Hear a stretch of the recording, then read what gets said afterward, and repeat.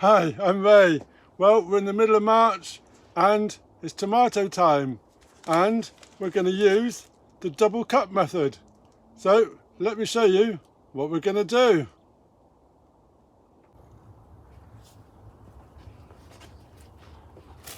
So we're using these cups, and these are Pepco party cups, ton plastic cups for £1. So we've got 10 trays for £1. And we're using the red ones because seedling roots don't like seeing the light. And then we've also got some clear ones, and we're just going to make sure the two sit in each other, and that's perfect. So to prepare a cup, we need to make some holes for drainage. So you can do this various ways. You could use a drill and just drill the whole lot, or you could take a knife, cut some triangles in the bottom, or just simply cut off the rim. That's going to allow some drainage. The only water that's going to go down is going to go through the holes. So let's do the second one, just taking off the corners. You could use a soldering iron or hot nail over a candle, but that's just as easy. A pair of scissors. There we go. So that is our pot for our tomatoes. So I've got some compost, and we're going to fill up this pot. Not all the way, just halfway. And then we've got a potting mix. So we've got another mix of potting mix, which has got some perlite, vermiculite in, and we're just going to sprinkle some of that on the top. The reason we're doing that is the seeds sit on the top. They don't need the nutrients of the compost, and just the potting mix on the top. They can settle, sprout, and then go into the nutrients. So tomatoes we're growing are Shirley F1, Exhibition's Choice, Money Maker for indoors and outdoors. We're going to do Tomato Golden Pearl, ideal large patio or baskets, and then also Sun Cherry Premium F1. So I'm just going to show doing the Shirley.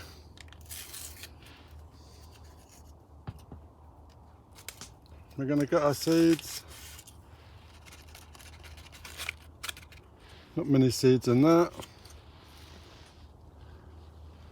And we're just going to put 2 seeds. 1, 2, 1, 2, just on the top.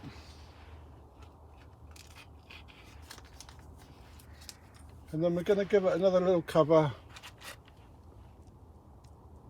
of our potting mix. We could use vermiculite.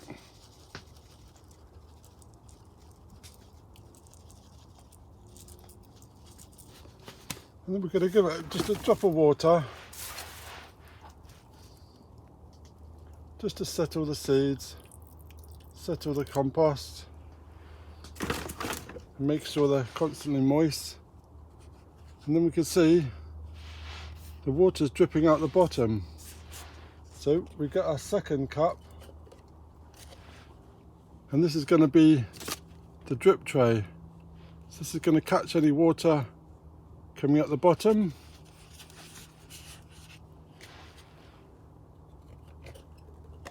And it will save them sitting in too wet a compost. So once we've done that, we're going to label our pot. So we can write the name on the cup, and then it's always on the cup. It's going to be in there till it's transplanted, and we can reuse the cup, scrub it off and reuse it for another day. So we could either use another lid just to use as a propagator, or we could just use a bag and place a bag over the top. That's going to keep the moisture in. We won't have to come to water it. So this is going to sit in the polytunnel in the greenhouse and go from there.